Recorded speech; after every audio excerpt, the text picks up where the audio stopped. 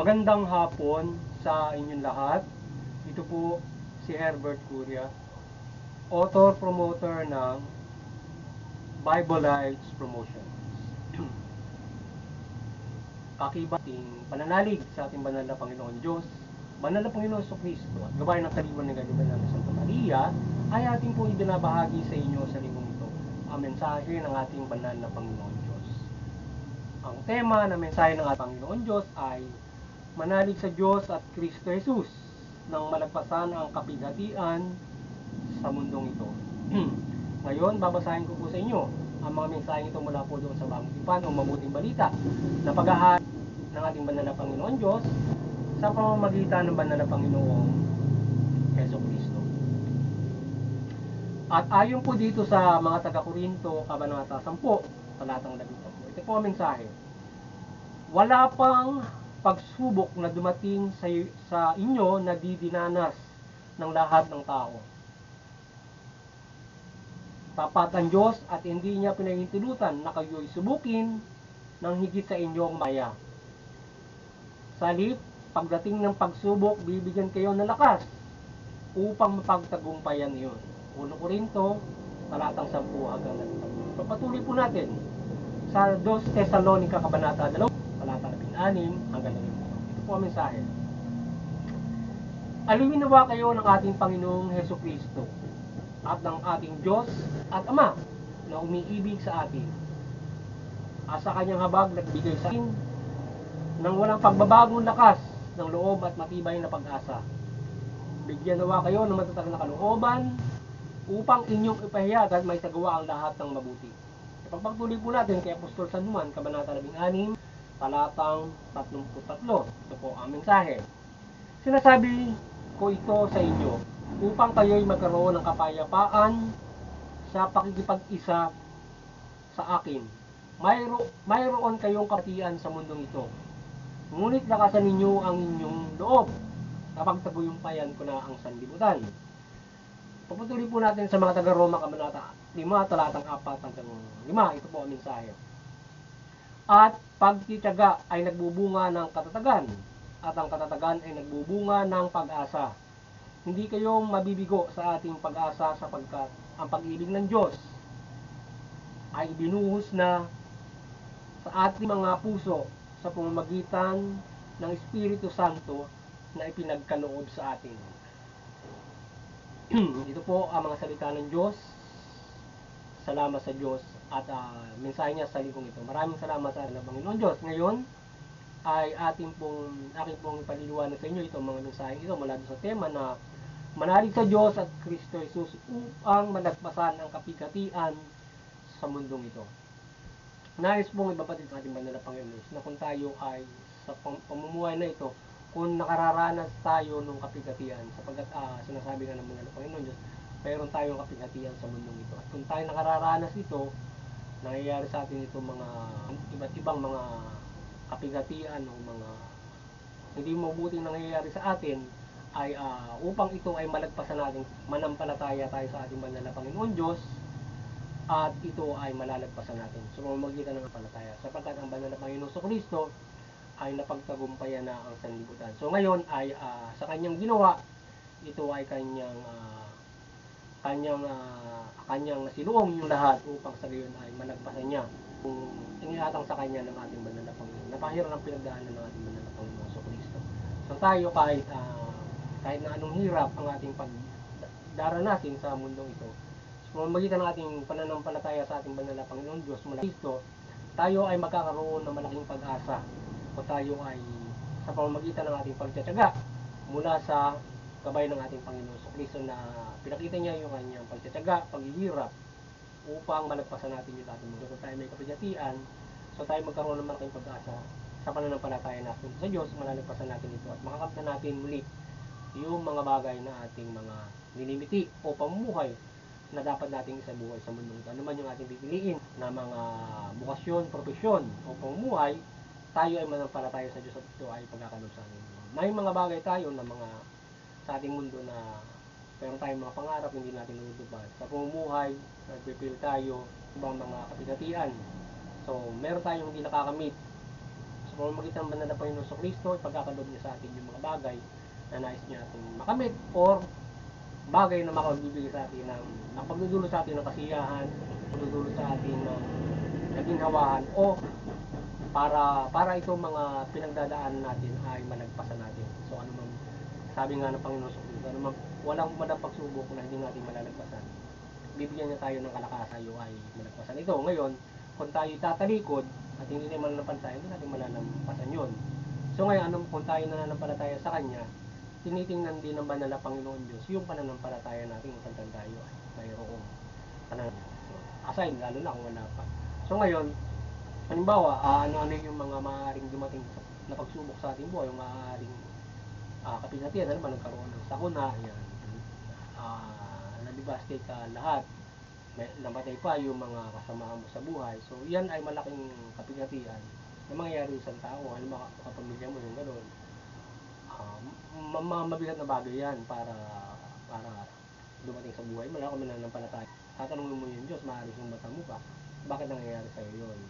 So yun ay sa pamamagitan ng pananampalataya mo ay palalagpasan mo ang mga bagay na yan. Maraming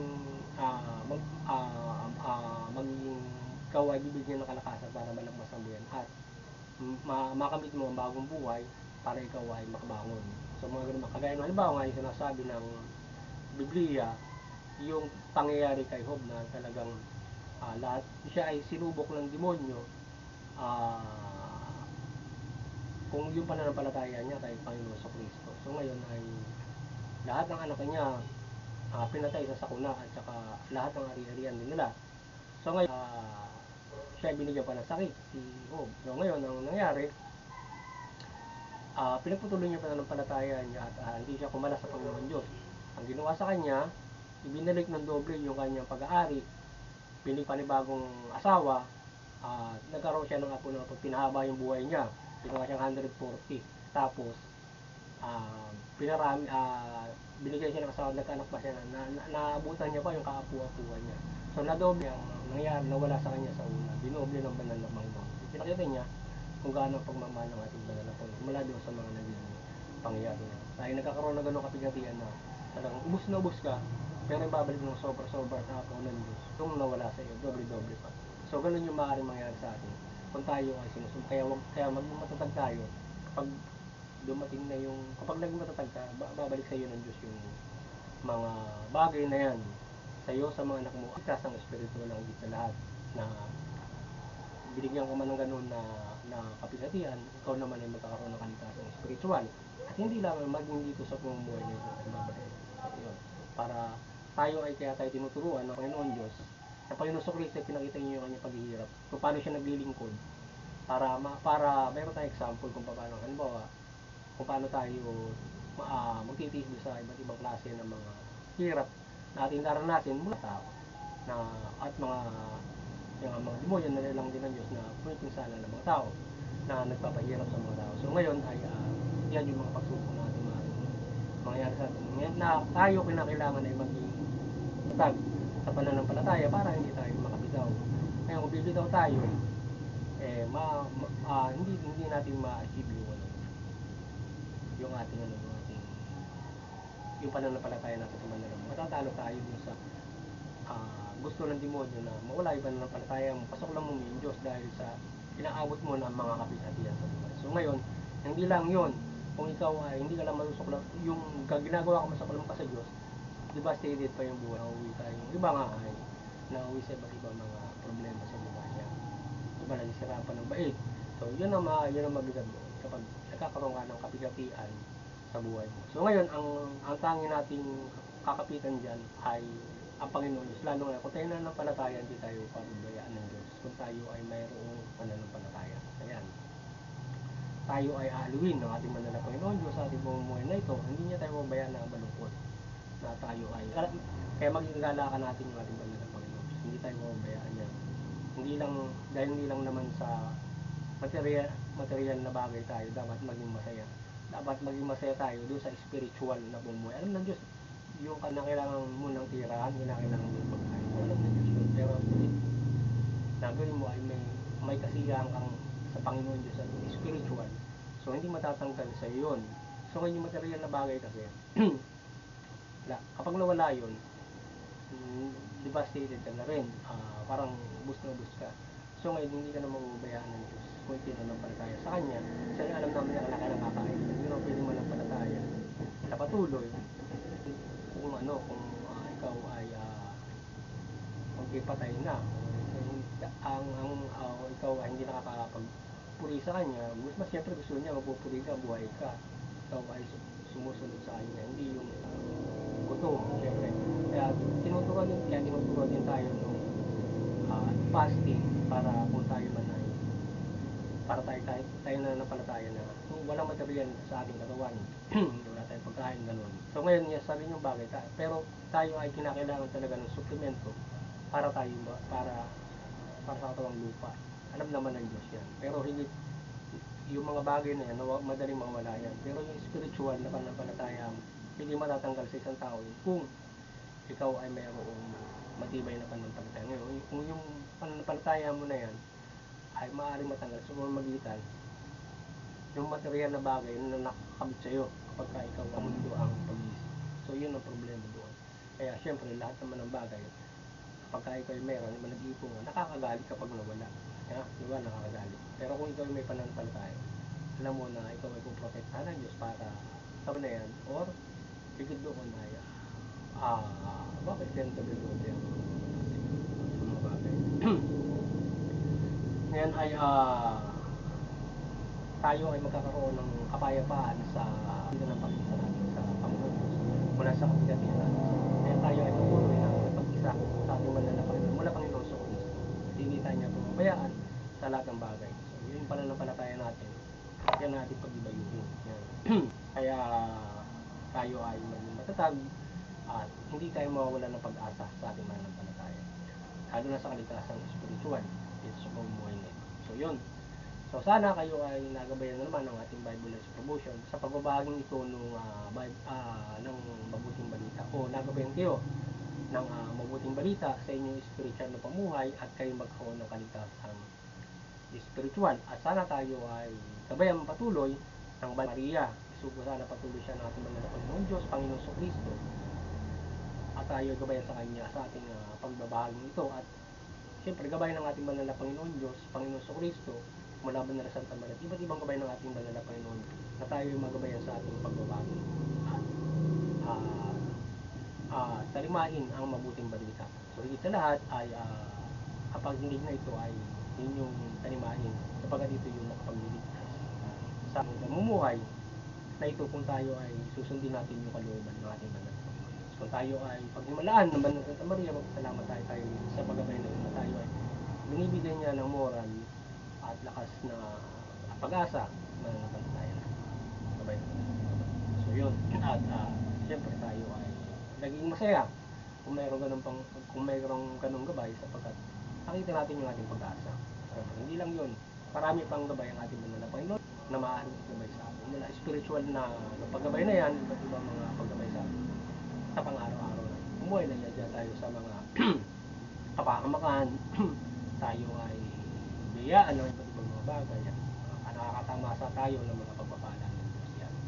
Ngayon kung tayo ay nakakadanas ng kapigatian, kahirapan, kasakunaan, tayo ay manampalataya lamang at tayo ay bigyan ng pag-asa, kaligtasan, makabangon at makapamuhay na may pananampalataya sa ating banal na Panginoon. At doon sa intervention meeting, patuloy tayong gabay ng banal na Santa Maria, patuloy tayong magkaisa roon. Sa gayon ay makapag-uunawa tayo ng ating mga reliyon at makapagkaroon tayo ng kapayapaan sa buong mundo at pagkakaisa at mula dyan sa kapayapaan, pagtulungan, yan. Higit tayo doon sa higit na banal ang ating relihiyon kaysa sa mga kapamalan sa pagpapairal ng kapayapaan. Kung kaya't ang bawat mga relihiyon ay magkaisa upang ito maging ehemplo sa pagkakaisa ng buong mundo at makagabay sa pamalan upang patuloy itong mapagkaang sangkatauhan. Yan. At muli doon sa CBCP and Vatican Church ay kayo ay patuloy na magabayan ng ating banal na Santa Maria at patuloy niyong pagkaisahin ang sangkatauhan sa pananampalataya sa Diyos mula Kristo at mabuting balita. Gayun din ang Bible Life Promotions ay patuloy na dumadalangin ng gabay ng Banal na Panginoon Diyos, Banal na Panginoon sa Kristo at Banal na Santa Maria at tayo niya sa ng kanyang kaliwanagan, pagmimilagro, sa pagbubuklod ng sangkatauhan sa pamamagitan ng Banal na Panginoon sa Kristo at mabuting balita. At doon sa mga pamalaan kayo ay maliwanagan ng Banal na Santa Maria, maliwanagan kayo ng Banal na Panginoon Diyos Panginoon sa Kristo at kayo mamahala ng mabuting pamamahala at matugon nyo yung pangangailangan na mula sa karapatan, pagpapairal ng patas ng estisya. Yan. Okay lang hapon sa inyo lahat. At God ay Lord.